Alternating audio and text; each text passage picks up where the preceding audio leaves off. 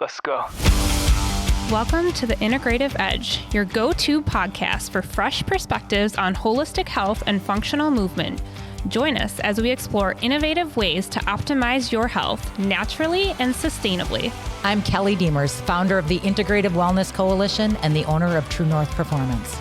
I'm Lindsay Seefeld, doctor of physical therapy and owner and operator of Uplifted Oncology Rehab. I'm Dr. Kimberly Klimek, licensed pharmacist and owner of Innate Healing and Performance. You can find the show on Spotify, Apple Podcasts, or wherever you get your podcasts. Subscribe so you never miss an episode.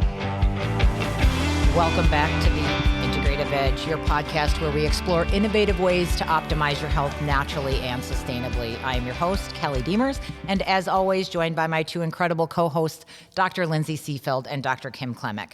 Today's topic is understanding autoimmune conditions, when your body starts to fight itself. So when the body turns inward and starts attacking itself, it can be both confusing and, quite honestly, pretty frightening. So one of the things that we want to do is give you the right knowledge, because there is a clear path to understanding and empowerment, especially through a natural lens, and we want to shed some light on that. So to kick things off, we want to first define autoimmunity in just simple terms. What triggers should listeners understand? I'll throw that out to both. I think basically the autoimmune disorder is when your body and your immune system mistakenly starts attacking itself. That's basically the simple terms. Mm-hmm. Yeah.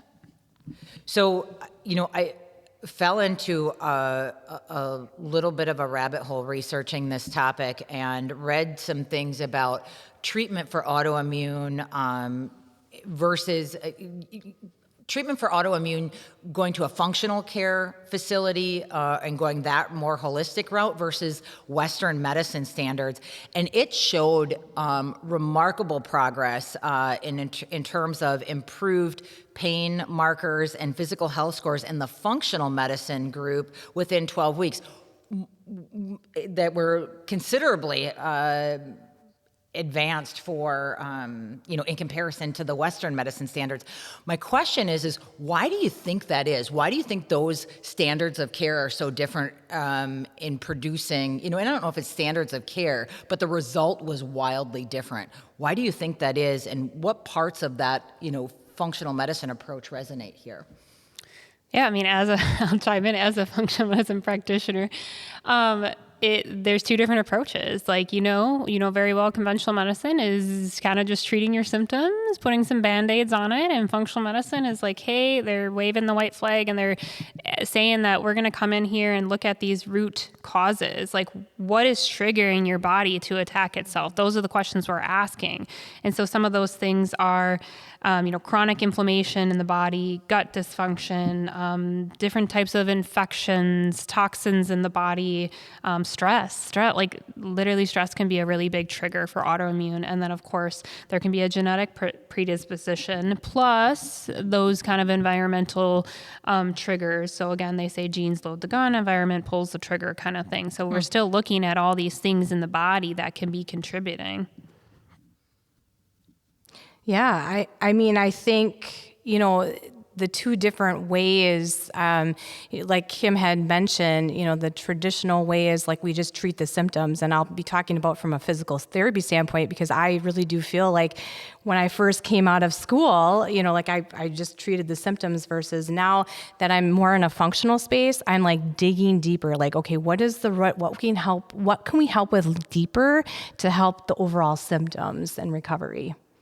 So building on that, what movement-related signs or fatigue patterns do you commonly observe in clients that have autoimmune conditions? Yeah, I think, a lot of these clients that are coming to me, and especially with the physical therapy realm, they're coming in with these actual diagnoses, okay? So I'm seeing, people with diagnoses of rheumatoid arthritis. I'm seeing muscular sclerosis. I'm seeing myasthenia gravis, ankylosing spondylolisthesis, IBS kind of symptoms. So they're coming into me with kind of these blanket terms, like the doctor, I've got these kind of symptoms. And so, like from a physical therapy standpoint, because, I've been practicing for over 17 years now, in the traditional beginning line, we treated the symptoms. Okay, we got somebody coming in with MS, they're having some balance issues, they're having, some general weakness. Okay, so we're going to look at that, and that's what we're going to treat. We're going to work on your balance, we're going to work on your conditioning, which is great, but there's an underlying reason for them developing this MS, and that's,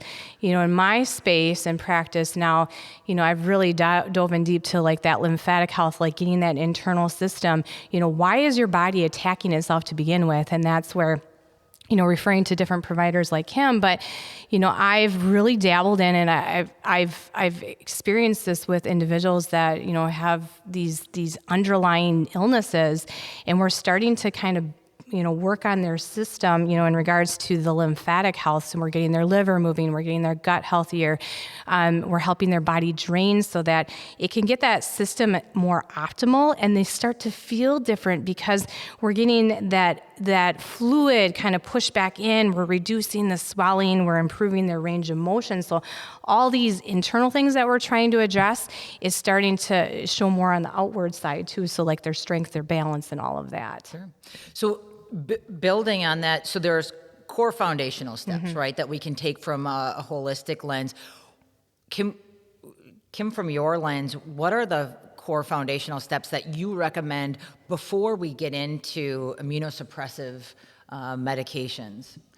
Oh, yeah. For me, a big one is like whenever I start to hear some of those early signs and symptoms to watch for, these are some of the ones, that can indicate more autoimmune type symptoms, is just like chronic fatigue, the brain fog, when you start to get joint pains and aches, especially like younger people. I mean, you shouldn't be having that much joint pain or aches. Then when I hear like skin rashes, like eczema or psoriasis, that's like all big triggers for me.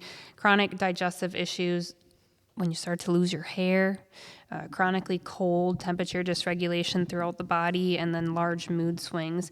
And obviously, a lot of those symptoms can be dismissed or misdiagnosed for many years for people. And of course, that's because sometimes conventional medicine doesn't always run the right labs for you to help identify that. They're surface level labs. They're not really digging deeper, getting more of these root cause labs.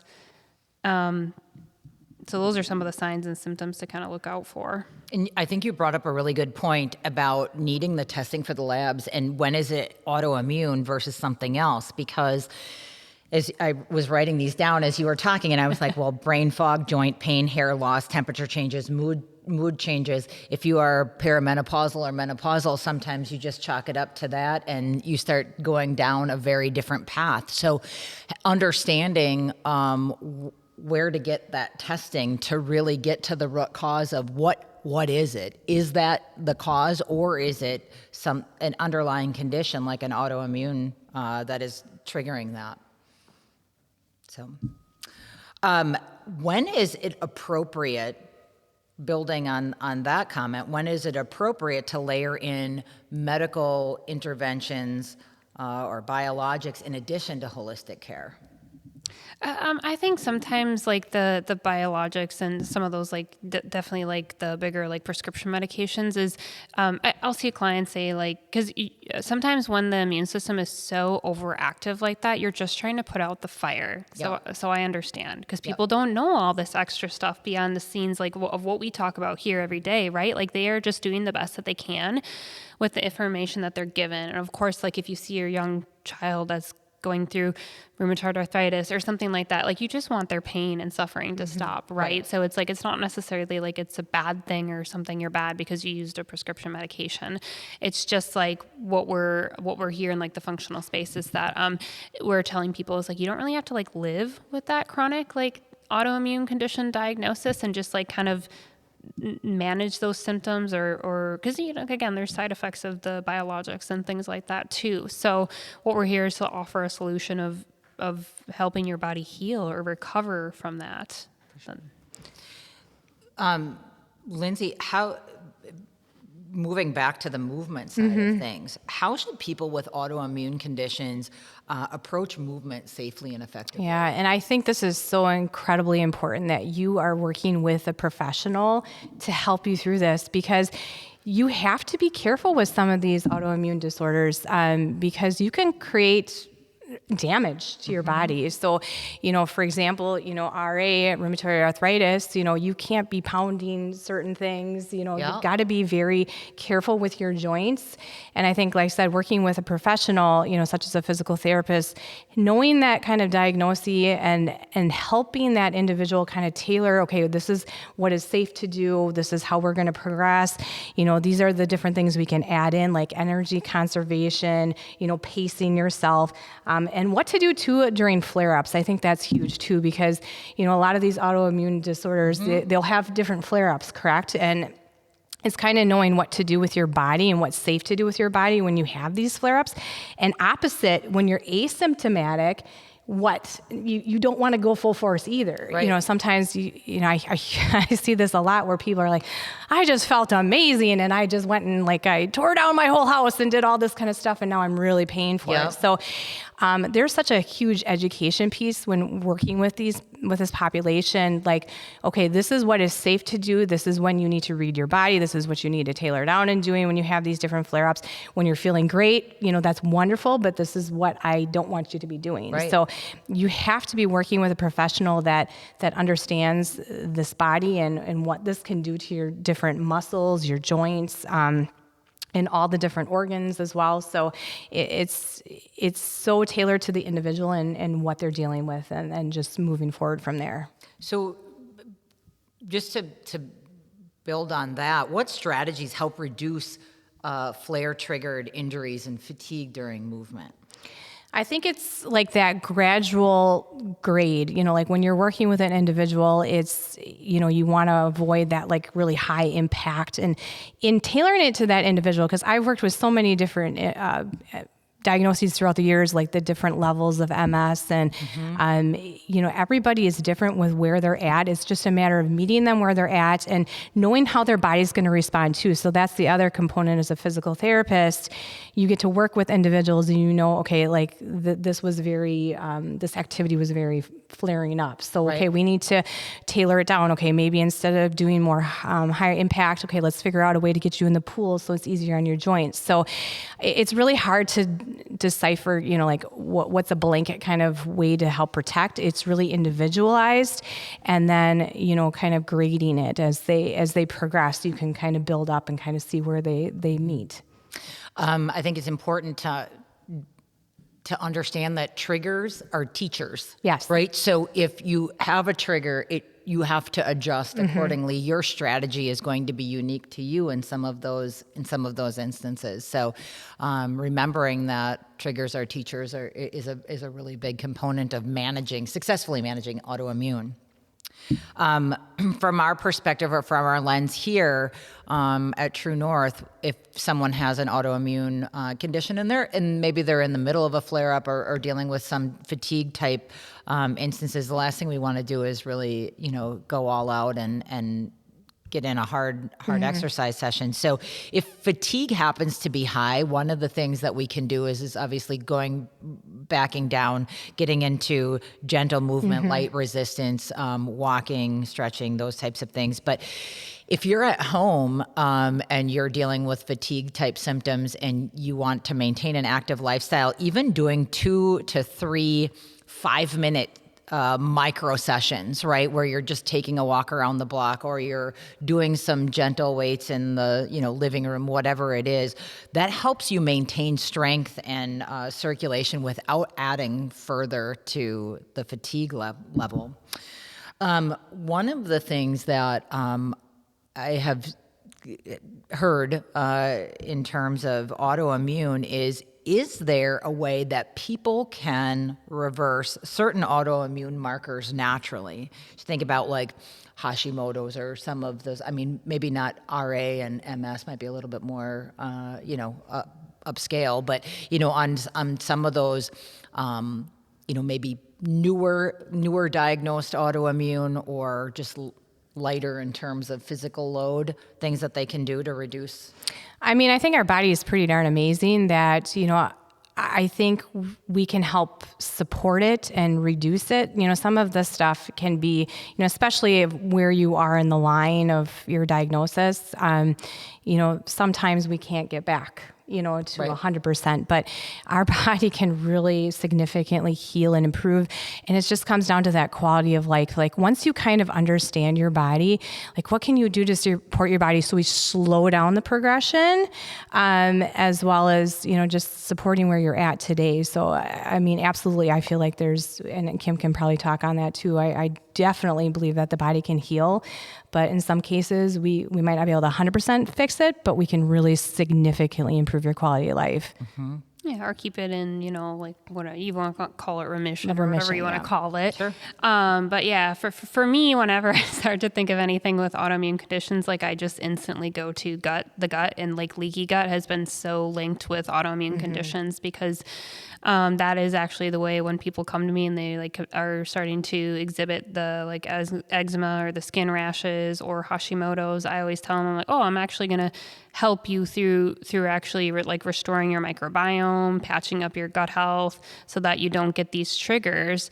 that are because, with leaky gut in particular, you're getting like particles and toxins and things like that going straight into your bloodstream. So again, your body does not recognize that as a safe particle or whatever, and it's going to go on the attack mode. Your body's smart. It's trying to protect you actually. So that's what it's doing actually when it's having that like little autoimmune flare. It's like trying to protect you and put up barriers and things like that. And that's where like some of these autoimmune conditions with like fibrosis and things, it's like it's your body trying to actually be smart and protect you and put up like this little wall. But obviously like when that goes on for too long, then it's also going to leave like damage, at the end of the day. But then I'm working with them on just treating their triggers, and helping them through their triggers, whether it's like, if it was like the mycotoxins we talked about one episode, different types of infections in the body, bacterial overgrowths,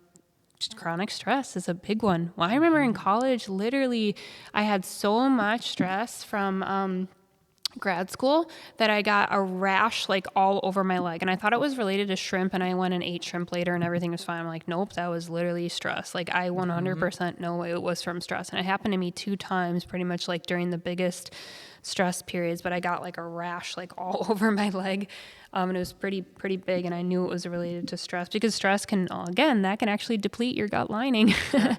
And then trauma too. Trauma is a really big one that can trigger like autoimmune flares for people, and so I asked them to definitely work with some specialists to help them through those periods of time and releasing trauma so that their body can heal. For sure. That's perfect. Yes.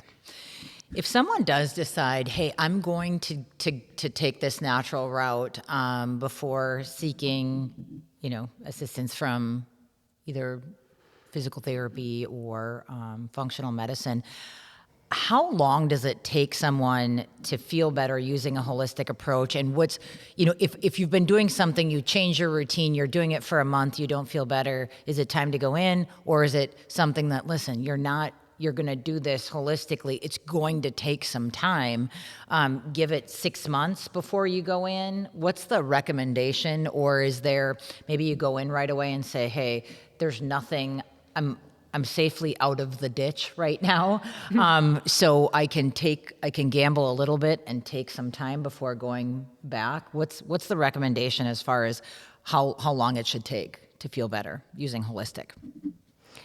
I think that varies. I know I use that a lot, but I think depending on the patient, I do feel like they should feel a difference, and that's when I'm working with clients with these kind of conditions, really pay attention, sometimes even journaling. Sometimes I'll have them journal, what have you noticed, what's changed throughout your day? Whether it's fatigue, whether it's pain, or, I have patients that have really down times, oh my gosh, at 3:00, I can't do anything anymore. So it's really being aware and I'll have them write down the little things that maybe are changing. And that's a huge win. And I'm like, yes, because this is time. This takes time. This is nothing, everything lifestyle and health, right? Nothing is instantaneous, but if you can see those little wins of progression, that's beautiful. And yes, they're going to have episodes where they have a flare up, like stressors and, traumas that come back and all of a sudden they flare back up again. It's like,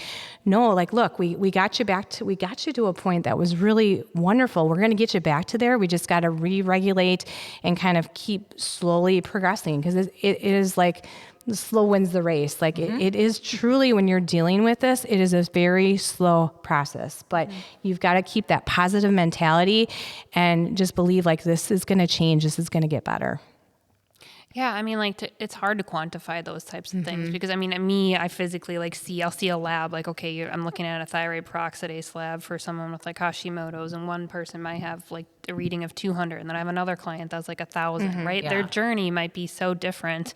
But yeah, I mean, in particular, I really do believe like noticing and turning the corner at around like 60 to 90 days in terms of inflammation and those feelings and the joint aches and stuff like that. You can see, I mean, I had a client visibly she had Hashimoto's and visibly show me reduction of skin, itching patches on her skin. And kind of, she said it was eczema related, but within like 60 days of doing what we had planned out for her. And that's, she was really happy with that, but I just feel like it depends on how severe the autoimmune condition can be. But yeah, I mean, you should be turning the corner in those types of time frames, improving for sure. Right. Yes. Like that's because you can do a lot within like 30 to 60 days, but definitely people our society in general is very impatient with stuff, but you have to you have to give something like a true chance and actually do it consistently. Easily having to do something consistently for 4 to 6 weeks just to begin with. Yep. You can't just be like, okay, I tried this for 2 weeks and it didn't work. Well, no, crap, it didn't work because everything takes time and for your body to adjust and things to start clicking. And it's like that would be super unreasonable to expect that you're going to have this miraculous transformation. I think that's a great point. Consistency it wins the race always, and people just aren't consistent long enough is what we see, quite often. Yeah. Did you want to build? Well, I was just gonna say, like, I feel like, I'm sure a lot of the clients we work with, I feel like we're catching these patients like too late. I think they're coming to you when they have the full blown symptoms and they're really tanking at the bottom. And it's like, that's why, why we do these podcasts, because we're educating you to like, your body will start giving you those little signals that think, you're getting these little red flags that are shooting up many, many, many years ago. This is not something that just popped up today. Right. Like I said, when I see these patients, they've got the full-blown symptoms and they're really tanked, so it's like, this is why we're educating you. These podcasts are meant to help you identify, like, your body's giving you these little signals, and it's a matter of taking these little signals and trying to go a little step, deeper to kind of help your body heal and catch it before it gets to that full-blown autoimmune disorder. I've said this in a previous podcast, stress talks to us long before it shouts. Yes. But I would say that that's true with anything. The body is talking to us always, and it's our inability to listen and act that gets us in trouble. So then when it shouts, we need more help, where if we just listen and tune in on a more regular basis, can really catch things early, and it's not a full-blown condition. Are there any contradictions to exercise or supplements in autoimmune cases?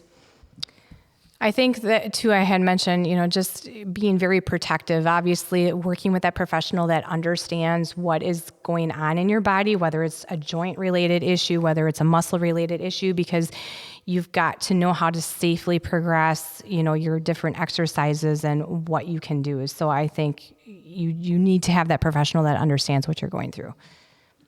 I would say in terms of supplements, like things that I think about is actually helping like regulate your immune system, not just like constantly trying to suppress it. So don't always like think of trying to suppress it all the time. Like you want to get your body in a state of like resilience so that your immune system's strong and it's going to work when it needs to work and then shut off when it needs to work, right? Because like autoimmune is like over excessive activation of the immune system. So that is just something I think about for sure in terms of like, use of like too much supplements and things like that. It feels like autoimmune conditions have risen over the last few years. I mean, I don't remember hearing about autoimmune conditions nearly as much. And now, somebody has Hashimoto's is, I don't know what the percentage of the population is that's diagnosed, but I do know that there's a significant amount of the population that has it that's not diagnosed, in addition to every other autoimmune condition. One, do you see that? And if you do, what do you think attributes that?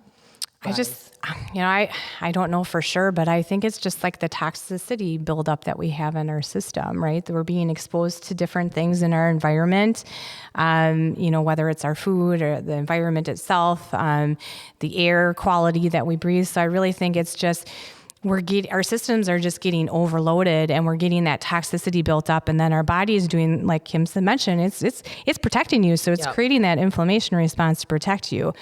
So I think that's what it's related to. It's just a lot of what we're being exposed to. Yeah. I was gonna say, you couldn't tell me anything otherwise other than more toxins in the world that there ever has been. But it's like, we all know that with like food supply and the quality of the foods, and then everything being like industrialized because they want to mass produce things like the seed oils and things like that. It's just, it coincides exactly with that spike and that increase. So it's got to be where it's coming from. Definitely the source of it. Sure. Where can someone get more education on autoimmune? Like if they think they have some of the symptoms related here, would you recommend that they, I never refer anybody to WebMD because you come across, you're dead in 3 days if you listen to, what the WebMD stuff. But if somebody does want education, is there an area you'd refer them to first?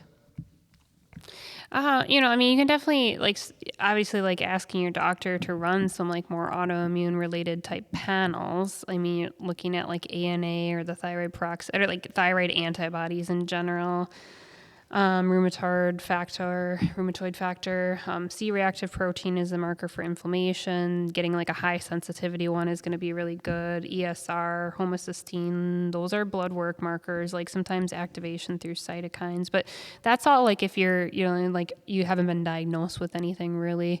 I don't know. There's a medication called low dose naltrexone, which we use a lot in the functional medicine space because if someone's, I guess something I forgot to mention is if someone's in a really bad flare, that could be the thing that helps bring them down pretty quickly because it helps modulate the immune system and really helps inflammation at the receptor site. And I've seen it lower antibodies very fast for people in terms of using it. And it's a nice, safe, good medication. But there is a website for it called ldnresearchtrust.org. But on the website in general, it lists all the stuff about how it helps with tons of different autoimmune conditions. But I think that's just a good place too about autoimmune conditions in general. Okay. Final thoughts. I think it's just, this is where your body is fighting itself. And so it's trying to, just do things like lifestyle choices to kind of help remove some of that toxicity and, working with, someone that really understands, what little steps you can do to kind of help get that system to calm down a little bit more. Mm-hmm.